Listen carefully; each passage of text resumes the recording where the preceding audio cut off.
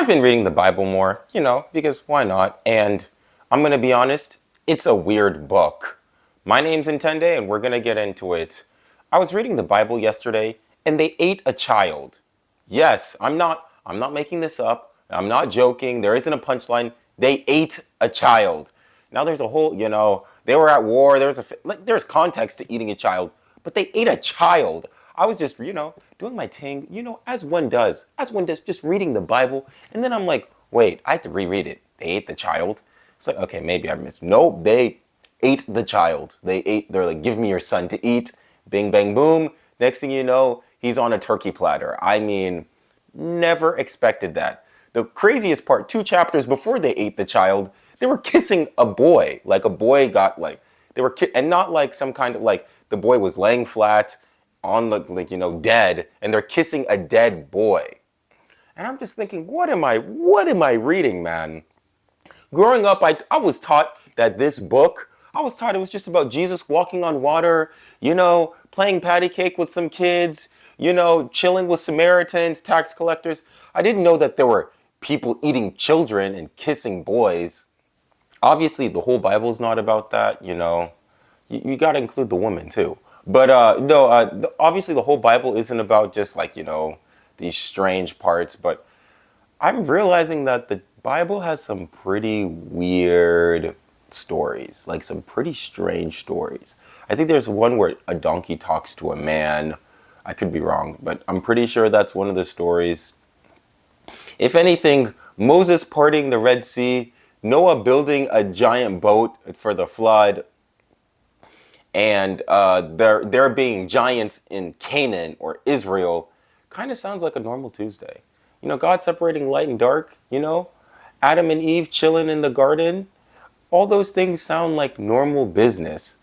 Love your neighbor as yourself, as one does, normal business. But then like when Elijah summons fire from the sky to prove to people that they have a false god, you're just like, what in the what? That's when things get a bit trippy. And I think with the Bible, some people think it's the word of God. Some people think it's just a bunch of fairy tales. Other people use it as furniture. Whatever you would like to assign the Bible. That's not the point of this video. I think for me, when I was reading the Bible, I was genuinely surprised because I went to Christian school for 13 years. They didn't tell anything about, a boy getting kissed and then eating a child. And obviously, I am not saying Jewish people eat children. Man, oh my gosh, they got kosher. That's not kosher. But I am saying, though, that there are some strange parts of the Bible and that it's just a different time. So whenever you try to apply 2026 morality or modern morality, Western ethics to, the Near East in like 3000 or 2000 BCE, it just will not work. Those are two incompatible worldviews. And I just wanted to say that disclaimer. It was really strange for me. I'm actually really enjoying reading the Bible, and hopefully I get to spend more time talking about this book. I think the hard part about talking about the Bible is some people are going to be like, oh, you're being preachy and you're doing this. And then other people are going to be like, you're not being preachy enough. You need to talk more about Jesus Christ. And I'm just like, I'm just trying to have a good time, man. Didn't Jesus Christ have a good time? Can't I have a good time with Moses? Can't I have a good time with my man Joshua and my homeboy Daniel? Daniel in the lions. Daniel might have been African, because what kind of other people are chilling with lions? Like, can't I just talk about a good time? But yeah, reading it's in 2 Kings. I think it's 2 Kings 5, 6, and 7 where I'm reading all this strange stuff. And it's just showing me just how much, how dense, Judaism, the Tanakh, Hebrew Bible really is.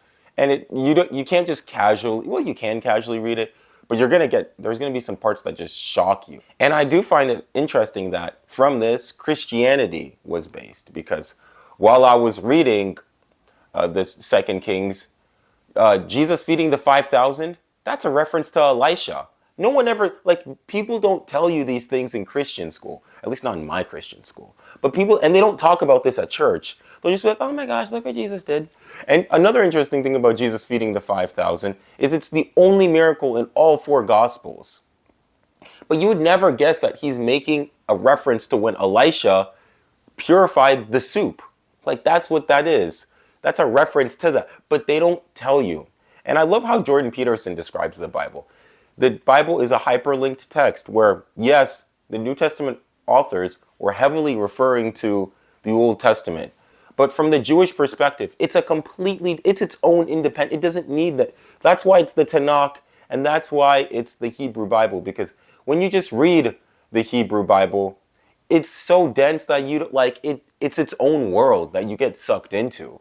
And I'm really enjoying the stories that I'm reading. Now, what's interesting about, at least from so far from what I'm reading, is I don't think, mind you, I could be completely wrong. I am not a theologian. But I don't think the Hebrew Bible tells you how to pray. That's something, and prayer is a whole other thing that I can get into. But it's like, communicating with God, it doesn't really give you the clearest directions. You're kind of on your own for that.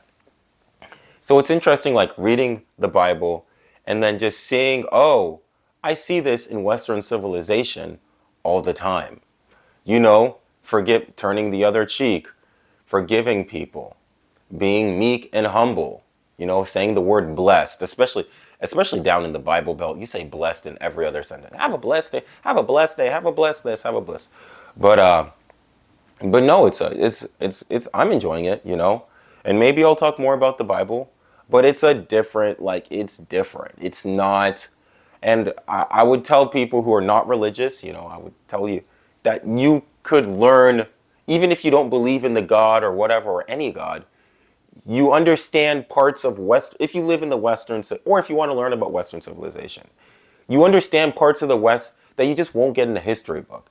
Because the Bible's written in such a way and it's so stylized. And maybe, I'll talk more about, my favorite stories, what I'm learning, what I interpret. And mind you, this is my opinion.